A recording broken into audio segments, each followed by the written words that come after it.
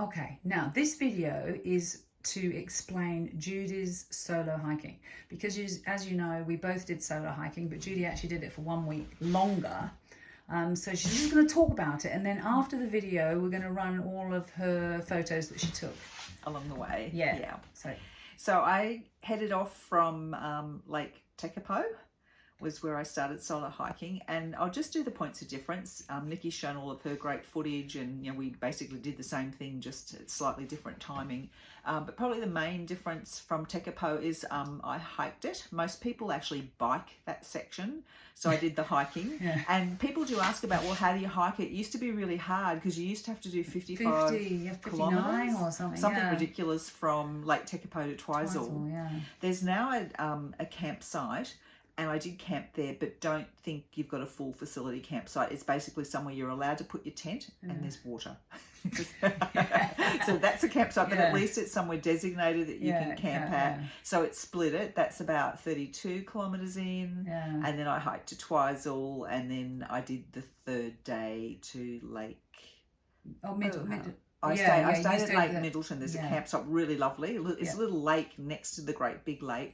The only comment I'd make is it's super exposed. I'm usually okay in the heat and the sun. I'm an Aussie, and I found it super exposed, particularly the last day going from Twizel to Camp Middleton and Lake Ohau. I carried heaps of water. If you see any sort of little bush with a bit of shade off it, grab it. I found myself pretty knocked around by the end of the day, and I usually am fine. Because it would have been many hours out in the sun. It was it was full exposure, and it's New Zealand sun, which has got a real zing in there. By the afternoon, I was feeling it, and was really happy to see the campsite. In terms of some other highlights, as I said, hiking the same places that Nikki's already shown. What stood out, what was really cool, Breast Hill I did in the snow. And you were like a day behind, so you came through the river when it was super cold and up to that Stodie's hut, and that was when all your stuff froze. That was the really cold night, Stodie's night. So I was up at Breast Hill, and I remember it got super cold, and then it rained, and then I thought, oh, what's this weird stuff? It was sleet.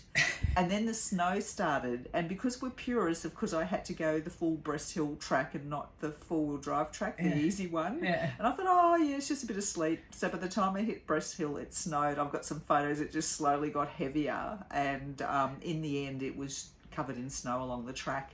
And I went down. I was going to head down that night, go down the descent to Lake Hawea, and I didn't because the track down had snow on it. So I spent a night in a hut I didn't plan to be in. It was awesome. There were other people who didn't want to go down in the snow. We just hung out and then went down the next day. Other highlight for me, a beautiful track after Wanaka. And Glendo Bay is the Motu Tupu track. Stunning. Amazing. It's like a condensed version of the Richmond Ranges, without the huge climbs. It's got all the lovely ridges. Although there was ups and downs. You did double hill days and things, and you were constantly going above 1,500 metres, but it was sort of like the Richmonds without the grunt. You had beautiful huts. The huts were great. Slightly easier, and I'm going to put up a photo of a falcon that sat in a bush, and I just walked straight past it and got a photo and just stared me down like, and other people hiking that day had it circling above them. But it just sat in this bush and stared at me. And then I went to the hut that night, and there was a photo of that exact species and falcon and whatever. So that was probably it. I think I did about 300 kilometres on my own in that time. Well, it'll be on, so it was Tekapo to Tiana. It's just on the 300 mark, I think. So, but look, it was a great experience. It was... did you like solo hiking? I did, because I've talked a little bit about it, and I think it's because you whilst you're solo hiking, you're not on your own. There are people around. There were a couple of days where I saw no one till like 5:30.